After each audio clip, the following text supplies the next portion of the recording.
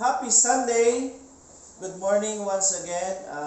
We are now here live, and hopefully those who are nagsusubaybay sa live stream ng BCF, continue po na kami nagpapasalamat for every opportunity na binibigay ng Panginoon to spread the good news of salvation.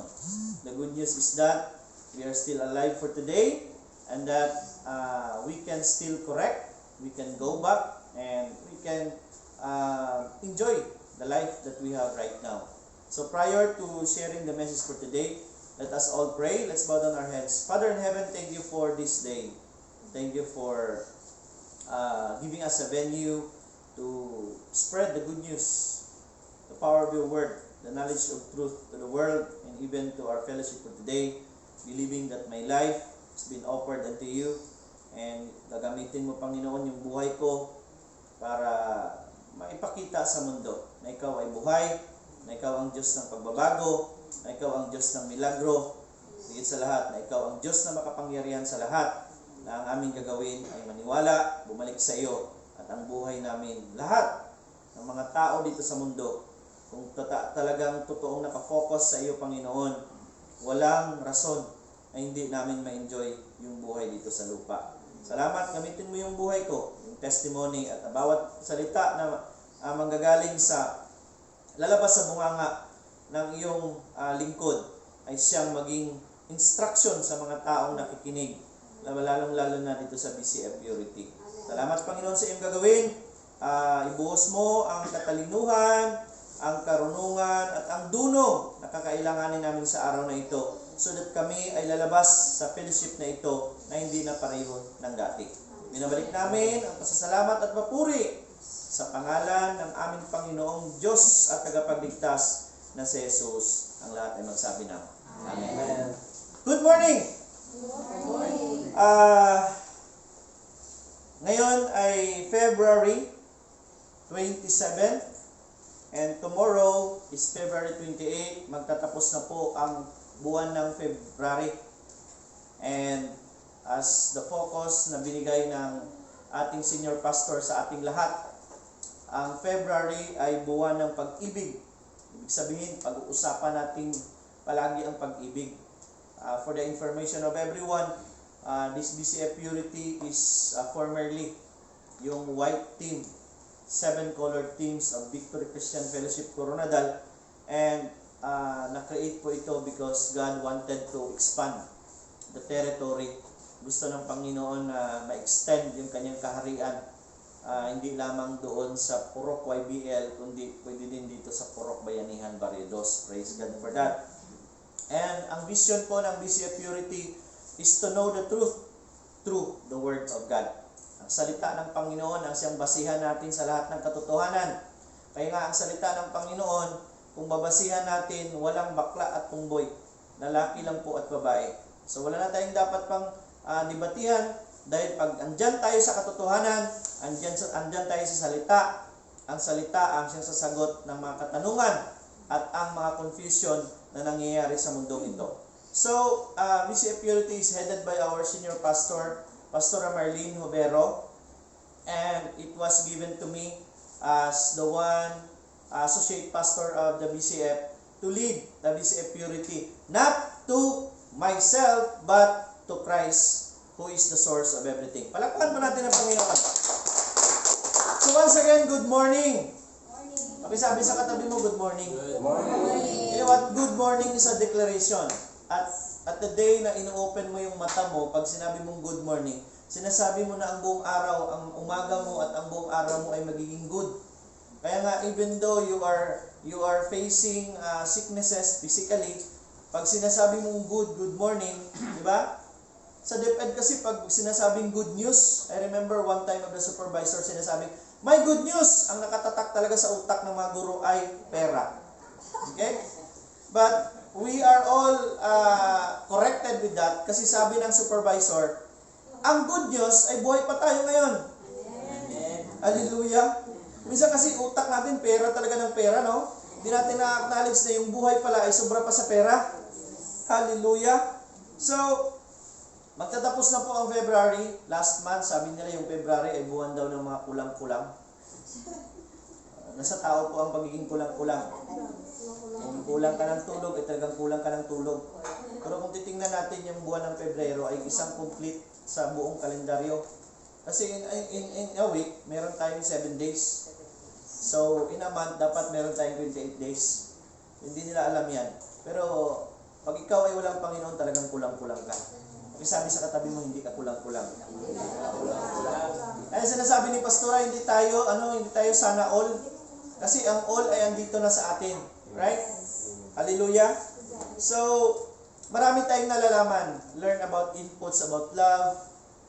Ano ba yung pag-ibig? Sino ba ang dapat nating bigyan ng i-share? Paano ba natin i-share ang pag-ibig na ito? And we are being reminded na yung pagpipray pala sa ating mga kalaban o kaaway or mayroong mga galit sa atin ay one way also of loving other people. Diba?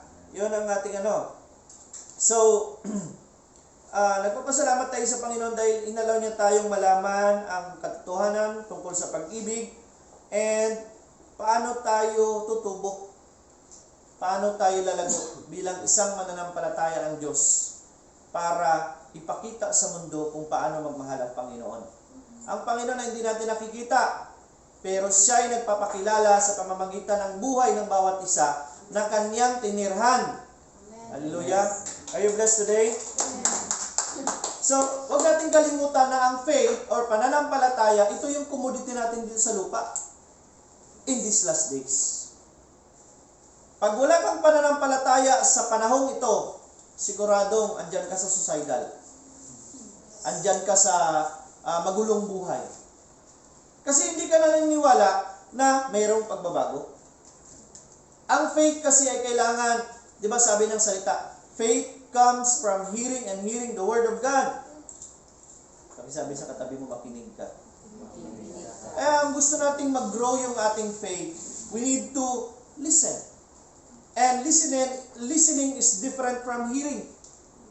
Okay? Merong pagkakaiba. Yung hearing ay pasok dito, labas sa kabila. Yung listening kasi is nakinig tayo, pinasabsay natin sa puso natin, ginawa natin sa buhay natin, kaya nakita yung pagbabago sa buhay natin. Palakpakan natin ang Panginoon. Today, let's talk about love can activate faith. Yung pagmamahal ay nakakatulong para ibalik ka, para maramdaman mo, para malaman mo na ikaw pala ay mayroong pananampalataya. Ang problema, ang isa sa mga rason kung bakit ang tao ay lumalayo sa Diyos. Dahil sinasabi nila ng karamihan, tinatanong pa nga nila sa Panginoon, Lord, bakit mo akong binigyan ng ganitong problem? Ang Diyos po ay hindi nag-desire para magka-problema ka. God is good all the time. Saan doon ang problema? Ang ating mga maling desisyon ang siyang naging rason kung bakit tayo naghihirap ngayon. Kung bakit tayo nagkakaroon ng problema. Kaya nga, lahat ng mga mali ay nagsisimula sa desisyon. Hallelujah? So, love can activate faith. Gusto ko pong i-share yung aking testimony. Ako po ay minsan ay nagtambling-tambling na gumapang. Ibig sabihin na tumba sa pananampalataya. Isa lang po ang naaalala ko nung para ma-activate yung paniniwala ko, yung faith ko, ay naramdaman ko yung pagmamahal ng ating kapatiran. Ang pagmamahal pala talaga na totoong nagmamahal ay nananalangin. Pinipray mo yung brother mo, yung sister mo, inaalam mo yung sitwasyon niya. Kumusta ka na dyan?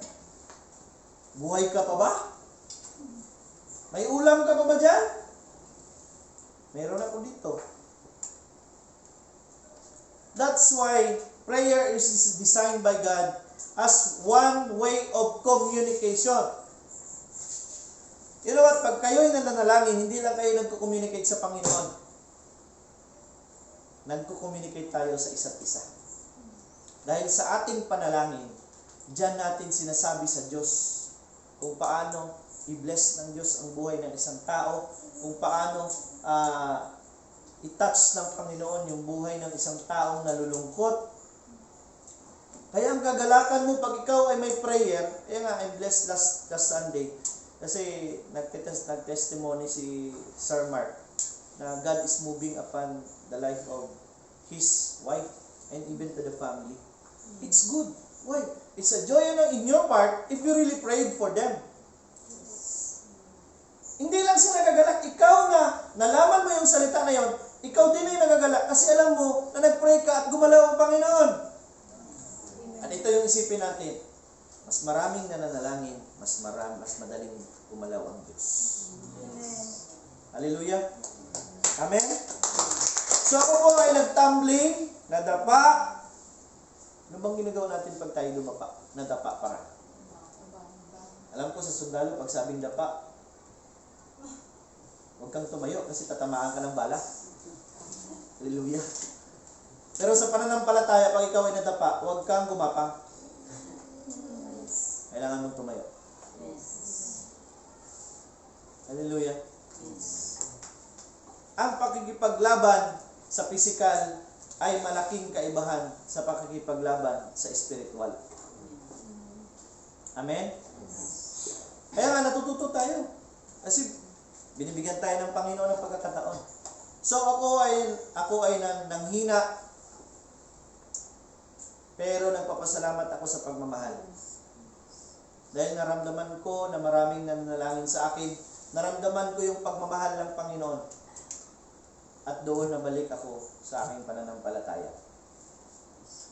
Higit sa lahat, may purpose ang Diyos sa buhay ng bawat isa. Kahit anong takbo mo, kahit anong tago mo,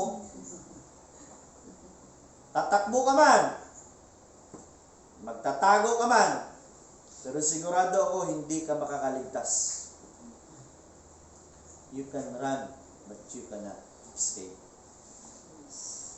Sabi ko nga, kahit anong encourage mo ng tao, pag andyan na yung desisyon niya na ayaw magbago, mahihirapan ka. Ang ibig ko pong sabihin, makikita sa bunga ng buhay ng bawat isa kung talagang totoo ka o hindi sa iyong pananampalataya sa Diyos. Amen? Forgiveness is one of the one of the keys para ma-enjoy mo yung buhay dito sa lupa. Alam mo ba yung pagpapatawad? Ang pagpapatawad ay ilahalin tulad sa isang asido. Ang galit pala. Ang galit ay hinahantulad para sa isang asido. Alam niyo yung acid, muriatic acid. Sino sa inyo nakasubok na mapasok ng muriatic acid? Ang unang masasaktan ay ikaw. Bago mo maibigay sa iba. Yung sakit na yon. Kaya it's better for you to tanggalin yan kasi nasasaktan ka. Hallelujah.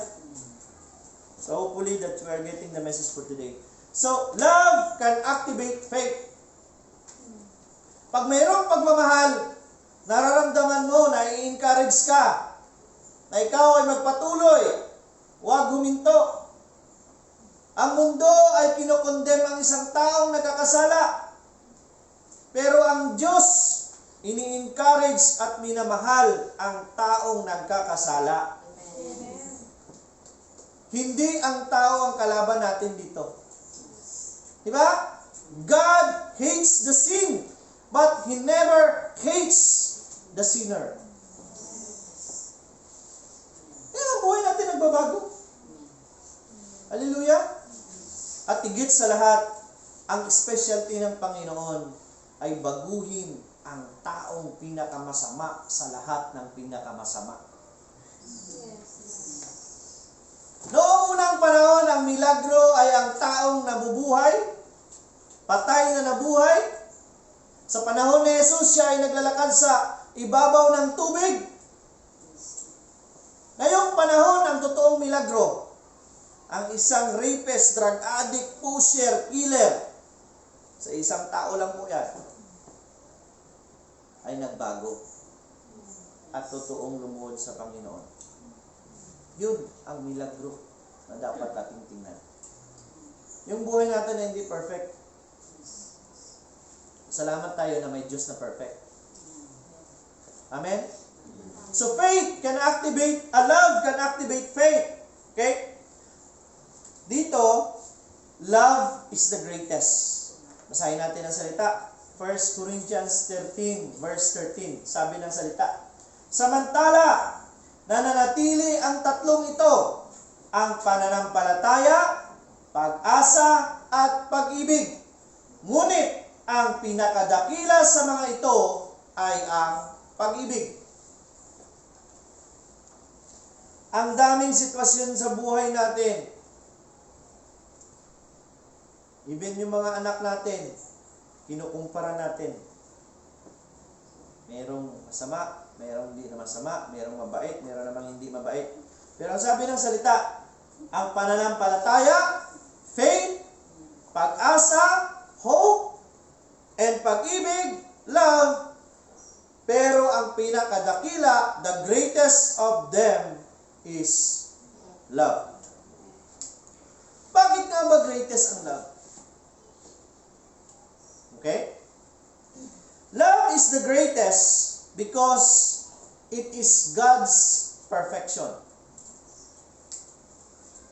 In other words, kung gusto mo tingnan ang Panginoon sa kanyang pagiging perfect, doon mo siya tingnan sa pagmamahal. I'm getting the message? Paano mo ba malalaman na ang isang bata or ikaw ay nakakuha ng perfect? May score ka. 100 over 100. Right? Ang Diyos naman, kung gusto mo malaman na perfect siya, tingnan mo yung pagmamahal. That's as perfect as He is. Kaya nga, holiness, mercy, goodness, kindness, and many others will not exist without love. Huwag kayong maniwala sa taong nagbibigay. Pwede kang magbigay na walang pagmamahal. Pero hindi ka pwedeng magmahal na hindi ka magbigay. Are we getting the message? You can give without loving, but you cannot love without giving.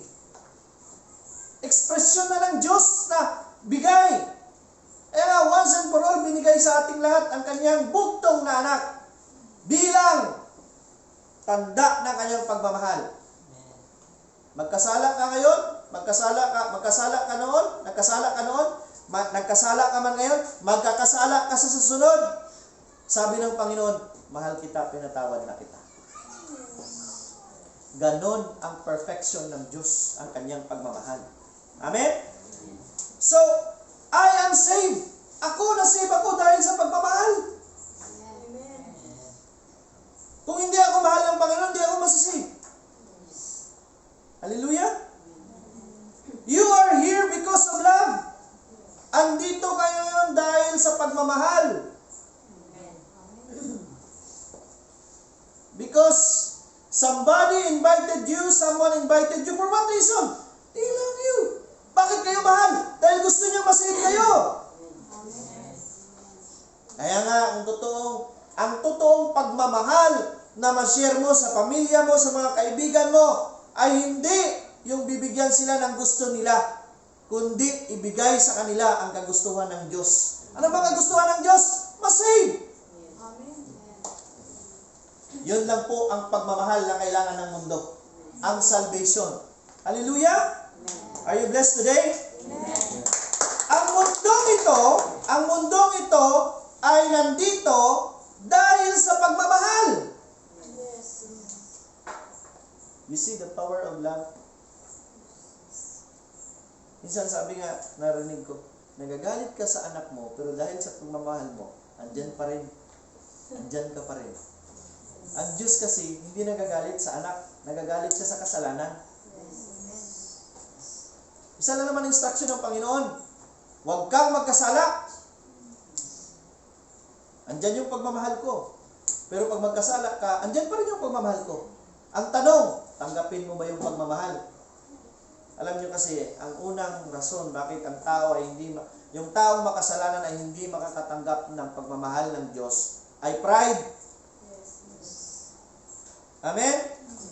Ang taong prideful, piniprito sa mantika. Diba? Fried chicken. Kaya kailangan natin magpakumbaba sa Diyos. Paano ba magpakumbaba sa Diyos? Aminin mong nagkasala ka. Sabi ng Panginoon, ang kasalanan ng pagnanakaw ng 1,000,000 ay pareho lang sa pagnanakaw ng 100. Lahat yan, kasalanan. Lahat ng ang kailangan mo lang dyan ay ano? Pagmamahal. Paano ba magmahal ang Panginoon? For God so loved the world that He gave His only begotten Son, that whosoever believe. Alam nyo kasi ang naniniwala, tumatanggap. Ang hindi naniniwala, hindi tumatanggap. For those who believe, they will receive. They will not perish, but have everlasting life. Eternal life. Hallelujah! Are you blessed today? Palakpakan natin ang Panginoon. Sinners are still alive. Yung mga makasalanan dyan sa mundo, huwag na kayong magtanong. Bakit sila nabubuhay? Makasalanan man yan sila. Sinners are still alive because the love of God is available for them para i-avail. Meron naman tayong sitwasyon na ganito. Bakit nagpalapit naman siya sa Panginoon, namatay siya? Ang tawag ko doon ay safekeeping. Kinukuha ng Diyos pag once na ikaw ay nag-decide na mabalik sa Panginoon. Dahil alam ng Panginoon na pag ikaw ay tumagal dito sa mundo, magkakasala ka pa rin. Ay ang ginawa niya na lang, i-sanctify ko ito. Nakikita niyo na ba po ang purpose ng Diyos? Kaya nga, pag nakikita mo yung sitwasyon na iintindihan mo, pag ikaw ay mayroong knowledge of truth. Amen? Hallelujah? Without love, wala tayo dito ngayon. Walang fellowship na ito. But because of love, andito tayo ngayon. Palakpakan natin ang Panginoon. Love is the greatest because love is God. Ganun lang kasimple. Love is God. Let's try to check the next verse. In Hebrews 8:12, sabi niya, sapagkat patatawarin ko ang kanilang mga kasalanan at kalilimutan ko na ang kanilang mga kasamaan. Ang kasalanan mo ay bunga ng kasamaan mo. At ang sabi ng Panginoon, kahit kasamaan mo, I will forget that. Hallelujah. Ito ang hindi alam ng mundo. At even mga Kristiyano na alam ito ay dinideny ang katotohanan ito dahil ayaw nilang magbago. Dahil gusto nilang magpatuloy sa kanilang desisyon na lumangoy sa kasalanan. Alam niyo kasi totoo ang sinasabi sa salita or even yung naririnig natin na ang daan papuntang langit ay napakaliit. Kaya nga, kailangan na natin siguro mag-exercise para lumit yung mga tiyan natin. Hallelujah. Ang ibig pong sabihin doon, pag ikaw ay isang taong gustong magbago, maraming bagay ang iyong isasakripisyo. Hallelujah. Maluwang ang daan papuntang impyerno. Subukan mong huwag uminom sa mga kasamahan mong umiinom. Magiging kalaban mo sila. Yes. Ikaw mag-isa, silang lahat. Yan ang haharapin mong katotohanan dito sa mundo. Kaya nga, maluwag ang daan papuntang impyerno. Makitid ang daan papuntang langit. Kasi mahirap desisyonan ang magbago. Pero kung alam mo lang mula noon hanggang ngayon, ang pagmamahal ng Diyos ay hindi nagbabago. Amen. Ang tao lang ang nagbabago. Amen? Pag magkaroon ng problema, Panginoon, bakit mo ako binigyan ng problema na ganito? Desisyon ng tao na siya'y magkaroon ng problema. Mayroon naman sanang tamang daan. Hindi kay Soriano, kundi doon sa Diyos. Bakit doon pa tayo sa ibang daan dumaan? Hallelujah! So, ang tanong ngayong umaga, andyan pa ba tayo sa kasalanan? Okay? Are we still in sin? And wala tayong strength to decide na magbago. Yun ang katotohanan ngayon dito sa mundo. Meron pang isang brother natin nag-text sa akin. Pastor, tulungan mo akong magbago. Ayaw ko na uminom, Pastor. Ikaw ang makakatulong sa sarili mo. Pwede mong kunan ng mensahe yung buhay ko, yung story ng buhay ko. Magandang story yung buhay ko, magandang imarites. Kasi matutulungan kang magbago. Sabi ko, you need to change your environment. You need to change your associate. Kasi kung parehong taong kasama mo, tapos yung utak mo gusto magbago, yung surrounding ay walang pagbabago, yung mga kasamahan mo walang pagbabago, ay talagang mas hindi ka magbabago. Kung gusto mong magbago, kailangan mo magsakripisyo. Amen? Ang kagandahan nito, mahihirapan tayo.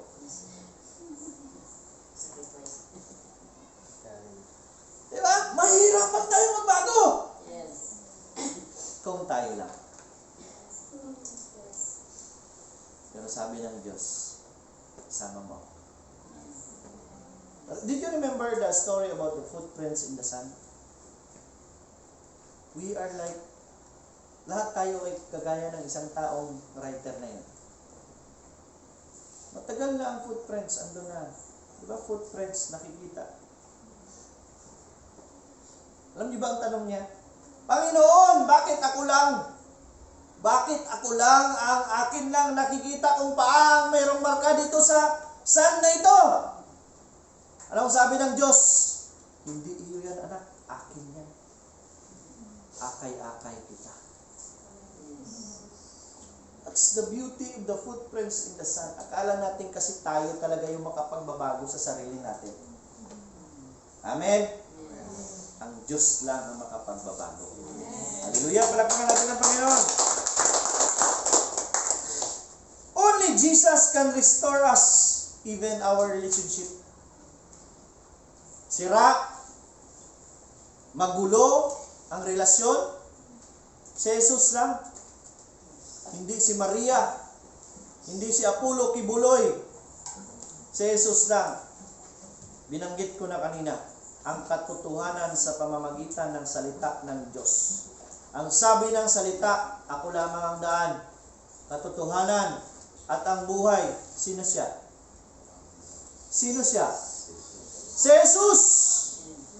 Kung gusto mo ng magandang daan, kay Jesus. Hindi kay Soriano. Kung gusto mo ng buhay, kay Jesus. Kung gusto mo ng katotohanan, kay Jesus.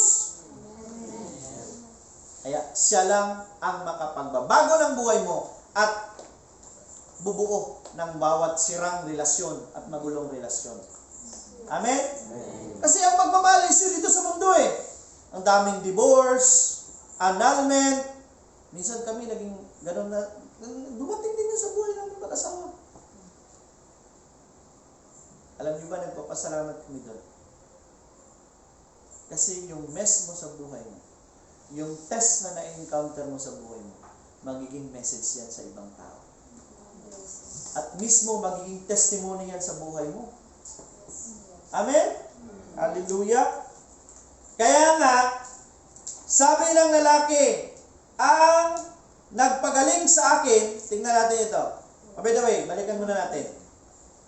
If you are saved before living dito sa mundong ito, bago ka umalis sa mundong ito, pag ikaw ay saved, siguradong mapapalangit ka. Pero pag hindi ka saved, impyerno ka.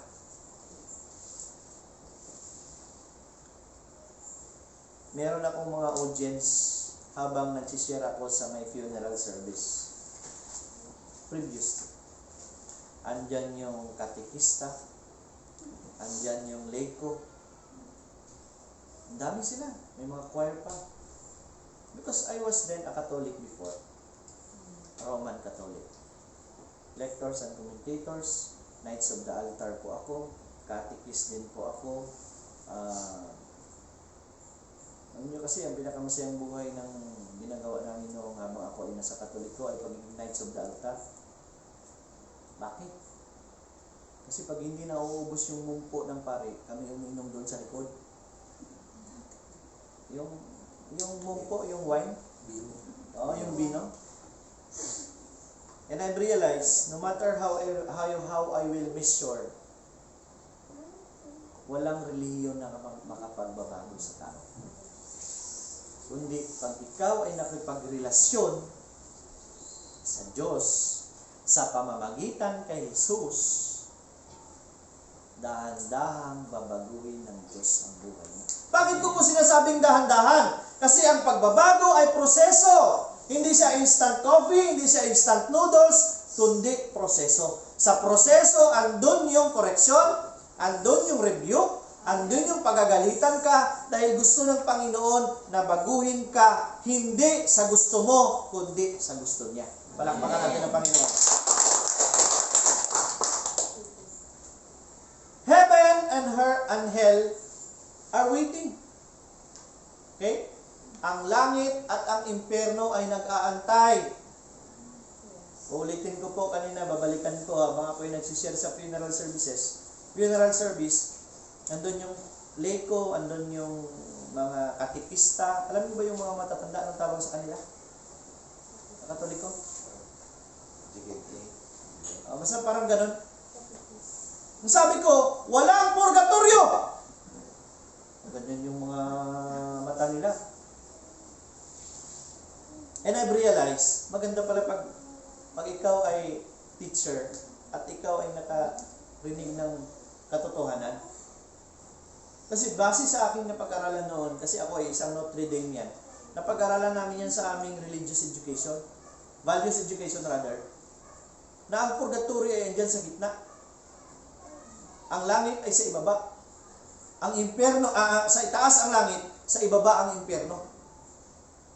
If heaven is above, and purgatory is in the middle, and hell is below, then I conclude na ang earth na ito yung purgatory mo. Ayaw nyo maniwala. I watched one time the video of a certain scientist na hindi naniniwala sa Diyos. Ang ginawa nila, nag-drill sila doon sa Siberia. And suddenly, habang nag-drill sila sa lupa, biglang nahulog yung kanilang equipment. And pag nahulog, nagtaka siya kasi siya yung author nun eh. Nang nahulog na yung equipment, ang ginawa nila, siyempre, alam nyo naman pag scientist, nagre-research yan. Nagdi-discover. Nang mahulog na yung gusto nilang malaman kasi kung ano ang andun sa ilalim. Nang sinukat nila ang init, napakainit na hindi masukat ng kanilang equipment. Nang binabaan nila ng microphone, alam niyo ba ang narinig niya? Hindi million, hindi billions kundi maraming boses na mga taong humihingi ng tulong. Alam niyo ba ang konklusyon ng scientist na yon? Hindi ako naniniwala na may Diyos, pero naniniwala ako na may impyerno. Therefore, kung ang impyerno sa ibaba at ang langit sa itaas, sa gitna ang purgatorio, ano bang ibig sabihin ng purgatorio? Dito tayo sinusukat. Dito tayo mamumuhay na kasama ang Diyos na dapat hindi tayo nagkakasala. Dito yan nag-i-exist sa earth na ito. That no matter ano ba ang gawin sa iyo, hindi mo ba isusurrender? Dito tayo sinusukat. Ito yung decision place ng bawat tao kung saan sila gustong pumunta pagkatapos nilang mamatay dito sa mundo. Heaven is above. Hell is below. Purgatory is here. Earth, are you blessed today? Palakpakan natin. Next verse is 1 Thessalonians 5:8. Ngunit dahil tayo sa panig ng araw, dapat maging matino ang ating pag-iisip. Hallelujah. Isuot natin ang balutin ng pananampalataya at pag-ibig at isuot ang helmet ng pag-asa sa pagliligtas na gagawin sa atin ng Diyos. Recently, anong nangyayari ngayon sa Ukraine at Russia? Merong gera. And it was already prophesied in the Bible. Right? Kung tayo nagbabasa ng salita ng Panginoon, nations will rise against nations. Hallelujah. At ito po ang nangyayari. Habang kami naglalakad ni Brother Ayin kahapon, nakatingin kami sa presyo ng gasolina. Sabi ni Brother Ayin, aabot niya ng 100 per liter ang gasolina natin dito. Dahil unang maapektuhan ay yung mga taong nagkukonsume ng langis. Pero ang sabi naman ng Panginoon, kaya ang commodity ngayong, ibig sabihin, yung gagamitin natin na pambili, pang-enjoy sa last days na ito, hindi pera. Faith is the commodity in these last days. Hallelujah. Kung mayroon kang paniniwala, mabubuhay ka. Kung mayroon kang paniniwala sa last days na ito, masisave ka.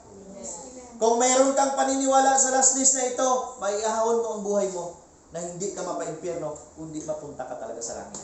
Palakpakan natin ang Panginoon. Kaya nga, ang pera ngayon ay hindi na issue. Ang pera ngayon ay siyang nagmamanage na sa tao. Kaya tayo ay pinagarihan na ng Panginoon.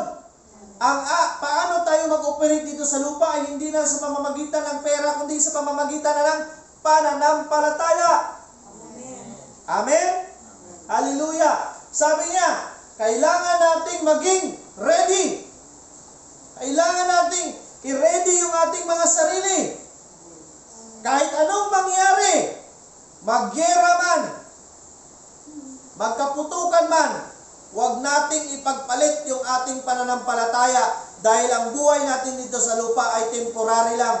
Ang pinaka-importante, doon tayo papunta sa buhay na walang hanggan. Palakpakan natin tayo.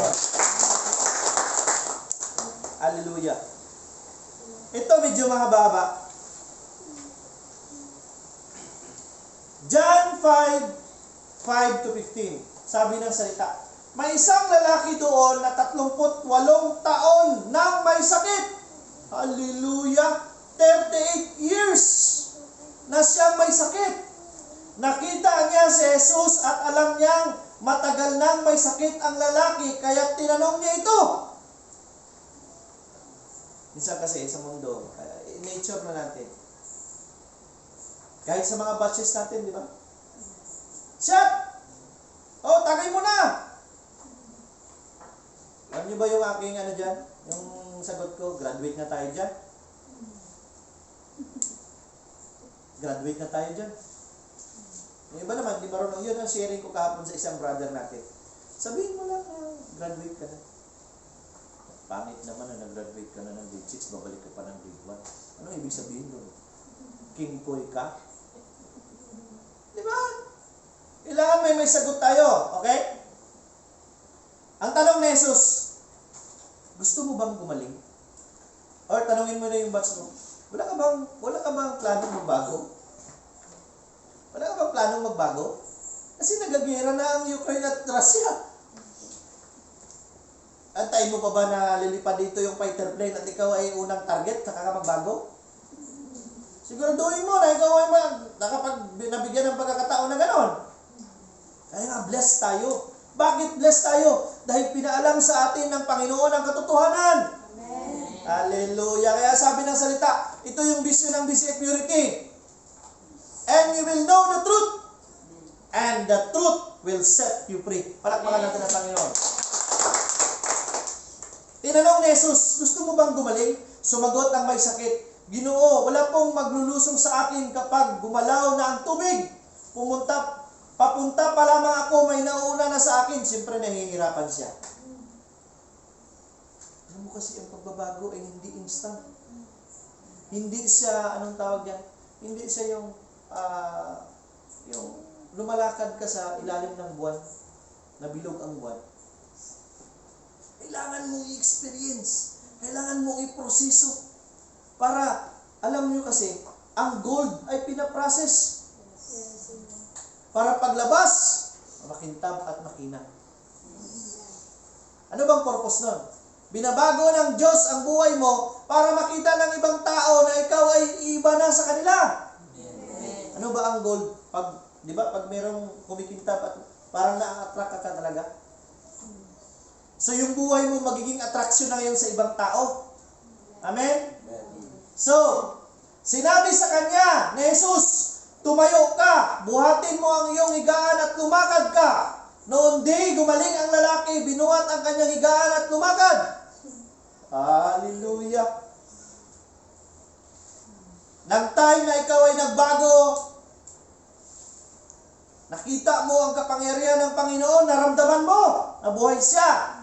Pero ang nangyari ganito, noong araw ng pamamahinga, kaya't sinabi ng mga pinuno ng mga Hudyo sa lalaking pinagaling. Nakita na ngayon ang mga barkada mo. Nire-relate ko po ito sa present situation natin. Okay? Hopefully, nakukuha natin yung message. Kasi gusto ko po yung practical tayo eh. Huwag natin pag-usapan yung buhay ng ibang tao.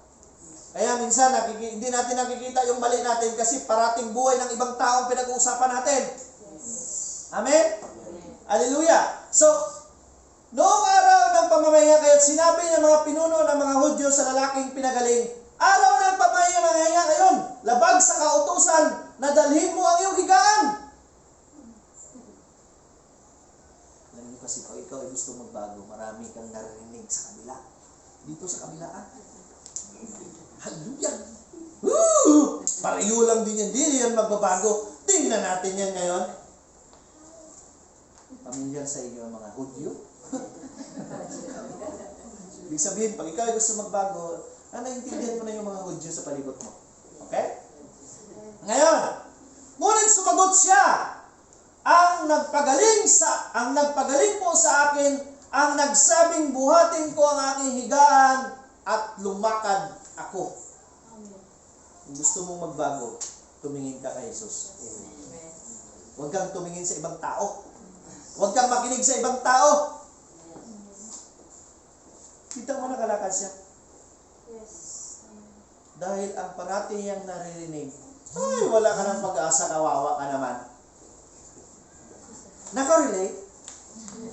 Di ba? Pero pag kay Jesus ka makinig, tumayo ka. Amen. At makakalakad ka. God is a God of solution. Amen. Minsan kasi, palagi lang tayong nakikinig sa Brigada News FM. Nakalimutan na nating manalangin, nauuna pa natin yung buhay ni BBM. Hallelujah, bahala kayo dyan. Diba? At siya ay tinanong nila, sino ang nagsabi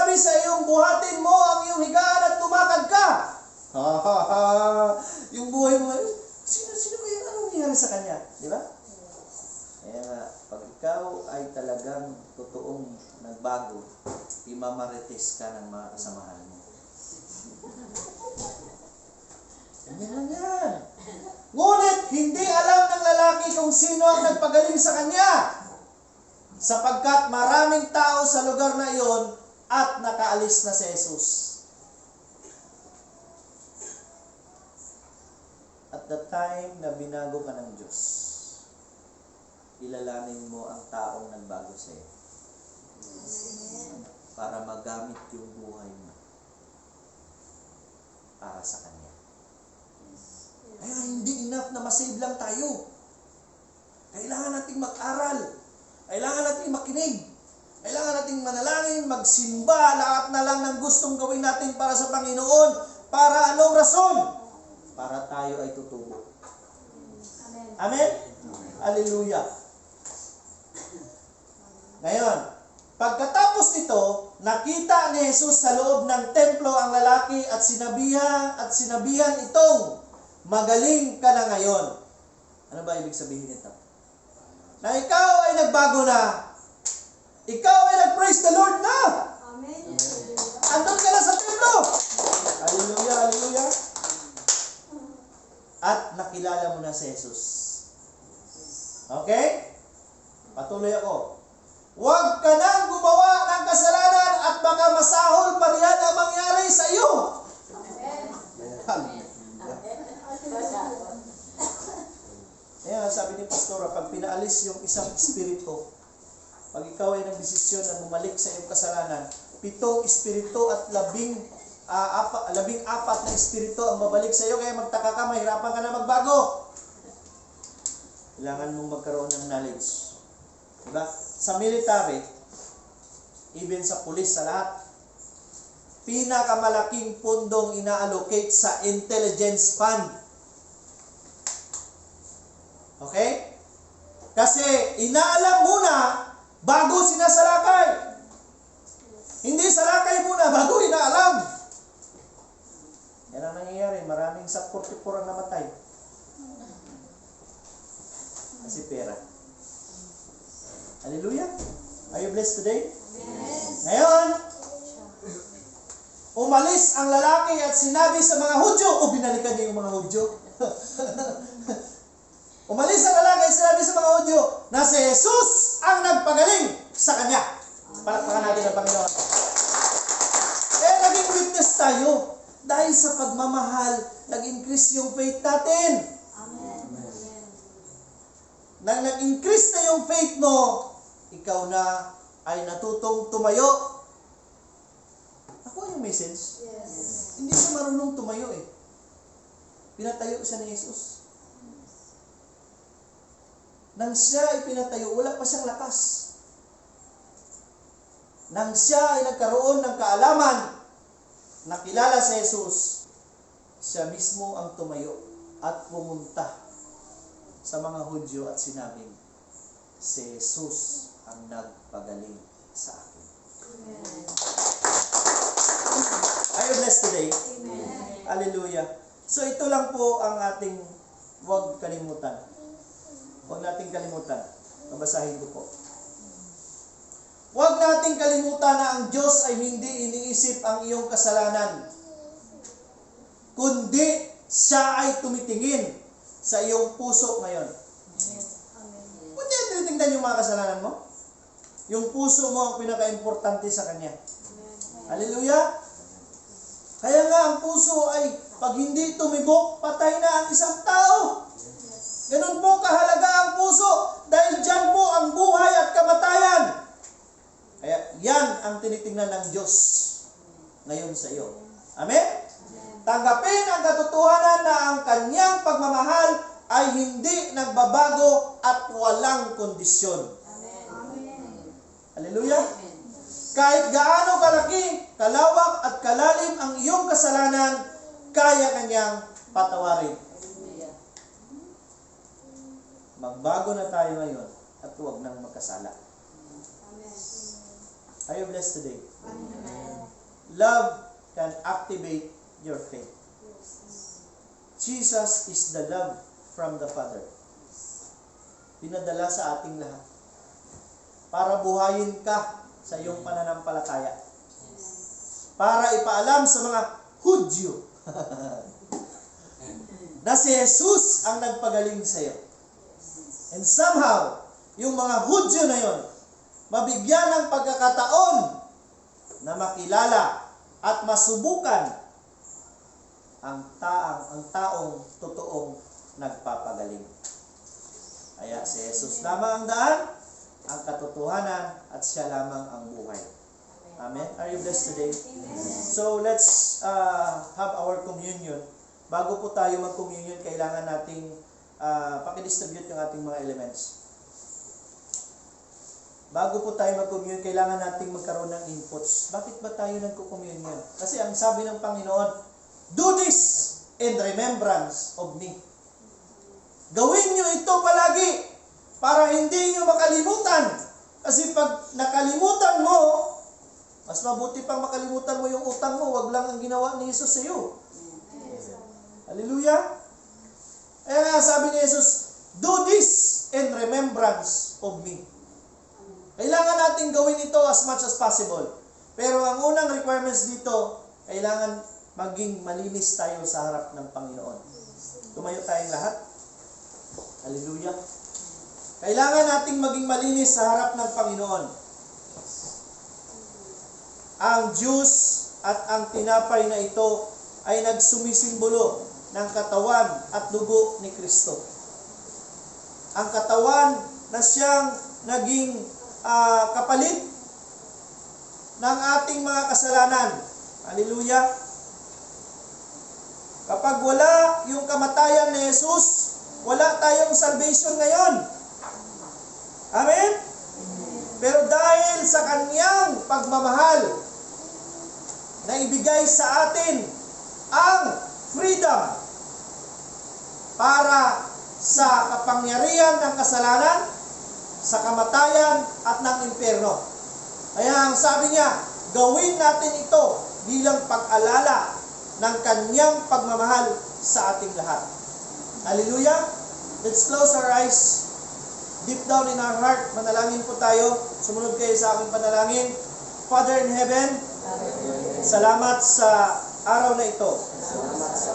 Salamat sa iyong pagmamahal. Ngayong araw, patawarin niyo po ako sa aking mga nagawang kasalanan noon, ngayon, at sa darating pa. Jesus, tinatanggap kita sa buhay ko bilang aking Diyos at tagapagligtas. Simula sa araw na ito, ang buhay ko ay magbabago at gagamitin mo para sa buhay ng mga Hudyo, ng ibang tao na magbago din. Ito ang aming samot dalangin sa pangalan ni Jesus. Ang lahat ay magsabi ng Amen. Taas natin ang tinapay. In Luke 22 verse 19, sabi niya, and he took bread and gave thanks and broke it and gave to them. Binibigay ng Panginoon, saying, this is my body, which is given for you. Do this in remembrance of me. Kainin po natin na may pananampalataya na si Jesus ang nagbigay sa atin ng kalayaan sa pamamagitan ng kanyang katawan. Kainin po natin.